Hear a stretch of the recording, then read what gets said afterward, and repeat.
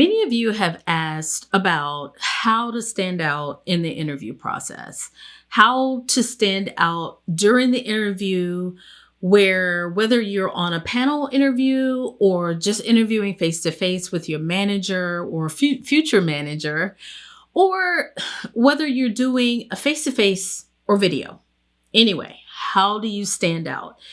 And for me, because I work with a lot of clients, a lot of B2B consultation that I do with companies, and as I'm interviewing candidates for various positions through my recruiting services, there are 3 P's that I would highly recommend to you as you want to stand out in the process. The first P is being prepared. You have to be prepared.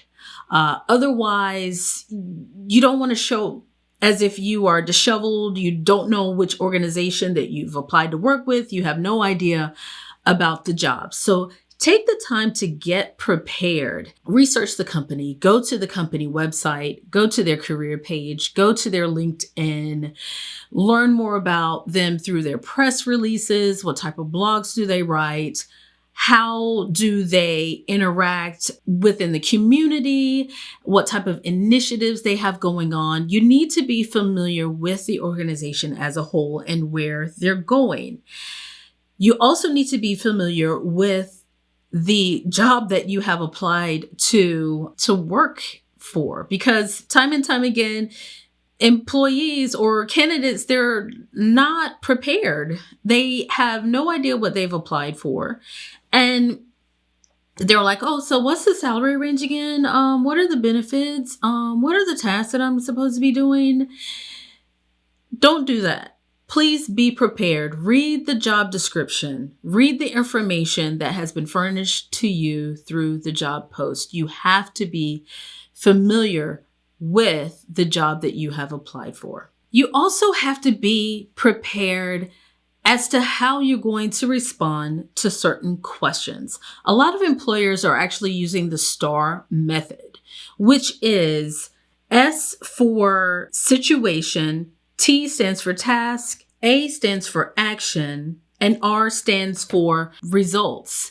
And I'm not going to get into that STAR method in this video. I'll probably create another video, and if I do, I'll include a link within this video that links out to that. But the STAR method, they want you to provide examples of how you've managed different processes in the past, how you've reacted to certain situations.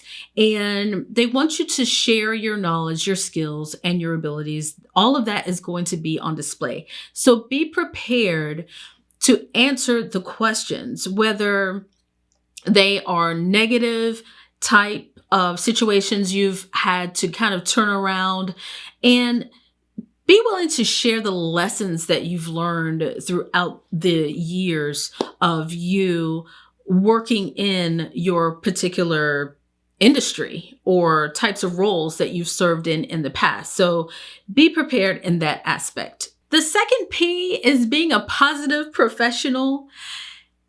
And honestly, I'm not here to be a toxic positivity type of person. Oh, be positive in all ways and all aspects and everything like that. I'm not saying that.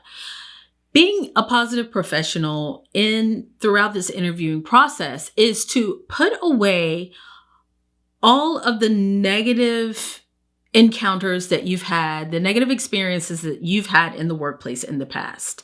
You have to put that out of your mind during the interview.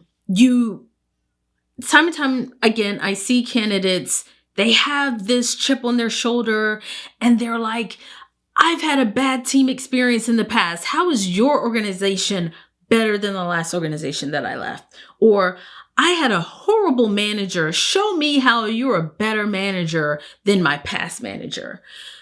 Don't be so quick to throw your negative experiences onto your next employer. You want to stay positive during this process.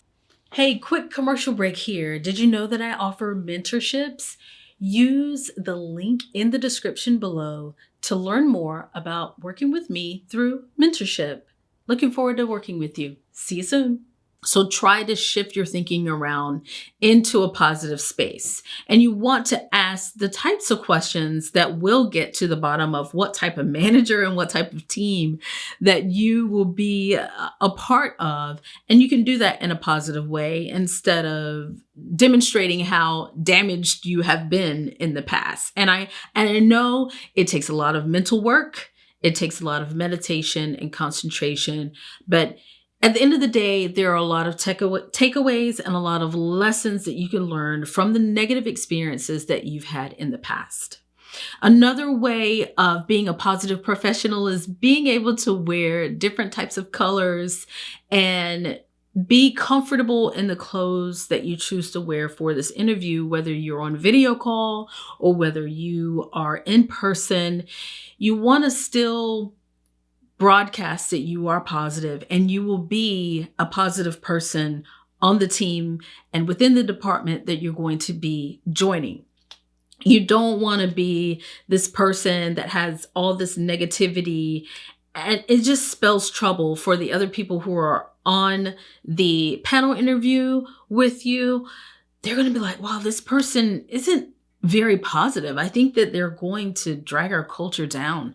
So you'll probably get looked over if you bring in a whole lot of negativity and all of the toxic situations and stuff that you've had to deal with in the past. And another note on the positive professional point is I want to acknowledge how fatigued and how exhausting the candidacy process is. Without a doubt, employers they have all of these assessments that you have to take. They have all these steps, all these clicks, all these things that you have to go through just to apply for a job. And I know that you get fatigued. I know you get exhausted, but try to pick yourself up in this process. You've made it to the interview. Now, show them what you're made of. Show them what you bring to the table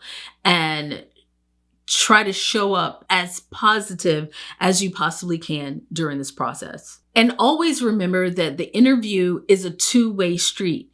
You are interviewing them and they are interviewing you. So take the time to ask them questions.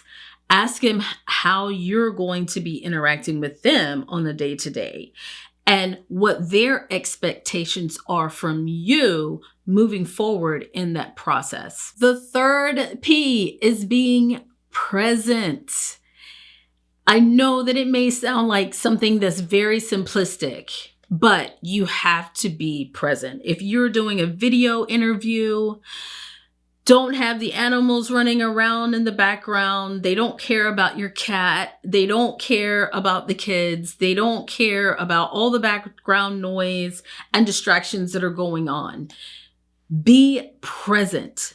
Pay attention to what is going on in that interview. Because if you seem disheveled, distracted, you're kind of all over the place, and you're like, oh, excuse me, I've got, guests coming over to the house, there's a party going on or whatever you have going on in your life. You have to separate your professional life from your personal life. In so many ways, try to do your best to create a separation of the two.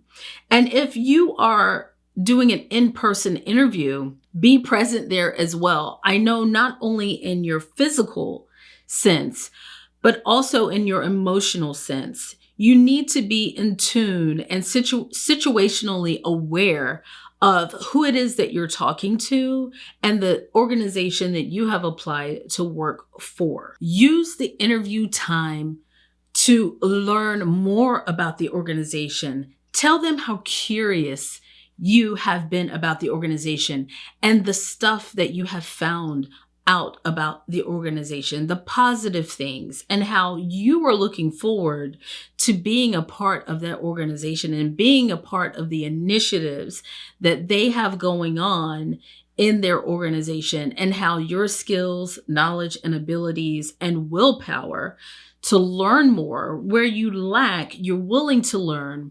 You want to be a part of that organization. moving forward. And if you haven't done your research on the organization, you have to go back to my first point, which is being prepared. So that's it for me in this video. If you like what you've heard, I would like for you to click subscribe, and I will see you in the next video.